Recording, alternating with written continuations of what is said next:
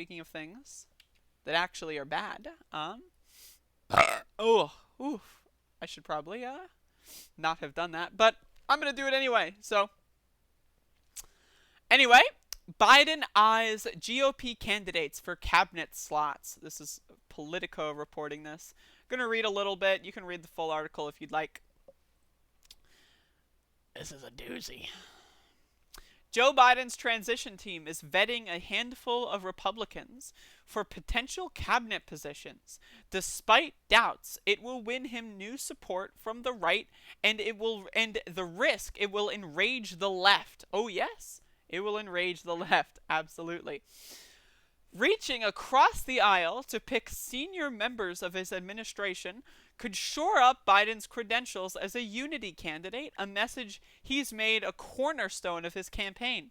Past presidents, including George W. and Bill Clinton and Barack Obama, have all done the same. But that tradition died with President Donald Trump, and liberal Democrats are already warning that a Republican pick, even a moderate one, could sow distrust within the party before Biden even takes office, which is absolutely correct. Absolutely correct. Nevertheless, one person close to the Biden transition said it remains a priority to have options from different parts of the ideological spectrum for the former vice president to consider.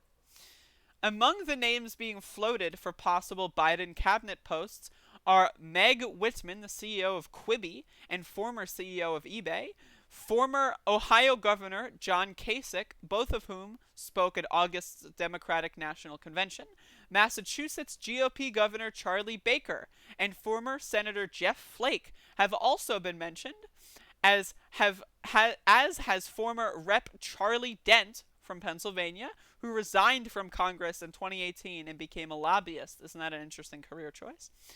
Nominating a Republican to the cabinet would be the latest in a series of steps Biden has taken to extend an olive branch across the aisle. His campaign regularly holds calls with groups of officials who have endorsed him, including Republicans. Does he regularly hold calls with everyday working class people? Somehow, I don't think so. Including Republicans. After giving multiple GOP supporters prime speaking slots at his August convention, he tapped others for roles on his transition team, including Cindy McCain, the wife of the late Republican John McCain. And there's a quote here I want to read. I don't understand why someone who says, I am the Democratic Party, would then hand benefits to someone who's not a Democrat, said Jeff Hauser, director of the Revolving Door Project, a left-leaning advocacy group he founded in 2015 to scrutinize executive branch appointees. So let's talk about this. So I know the hardcore dumb left is going to be like, another reason not to vote for Biden.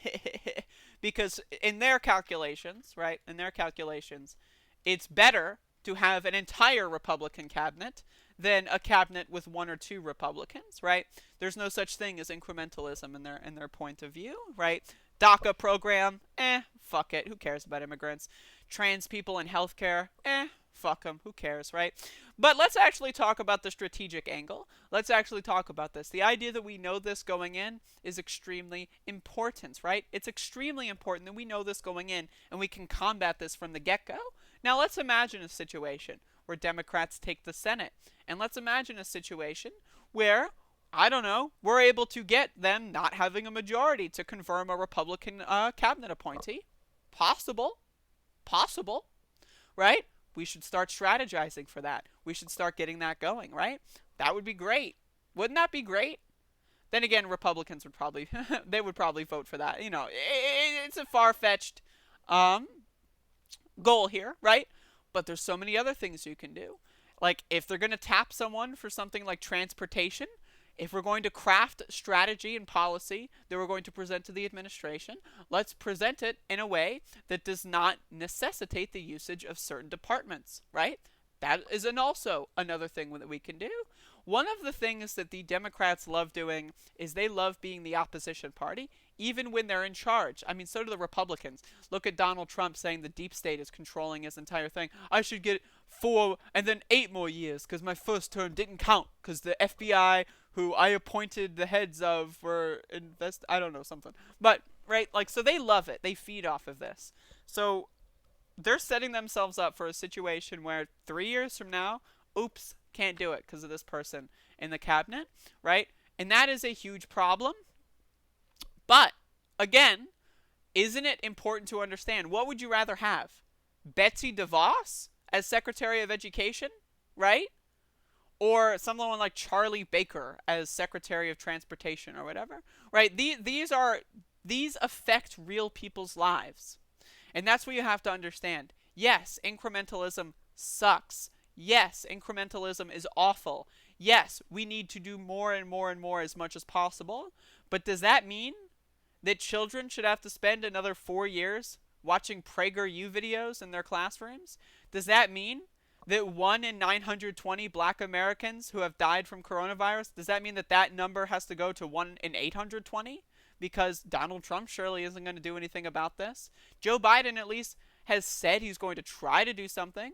And if I would rather take someone who might do something over someone who has said and firmly stated that they will do nothing. Because I care about the communities that are being affected. I want them to survive. My goal of socialism in the future does not necessitate killing all the working class people that I agree with or want to help. That is not my goal of socialism. Right? That is not a stepping stone of socialism for me. I believe incrementalism is better than nothing, but we need to always agitate for what we want in the end. Healthcare for all citizens. A Green New Deal, not even a Green New Deal as it's written, but one that is much more expansive, right? But does that mean I will take nothing as a result? Does that mean it's like, all right, well, I can't get the perfect possible thing, so, fuck all the trans people that need healthcare. Fuck them.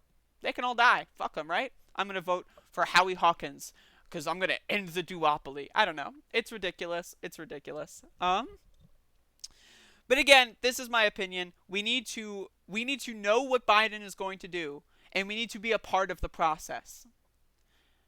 If you are a part of the process, you can enact change. If you are in the outside, you cannot enact change. And it's as simple as that, right? That's all I'm saying. So that's my opinion on that. And that's what I've got to say.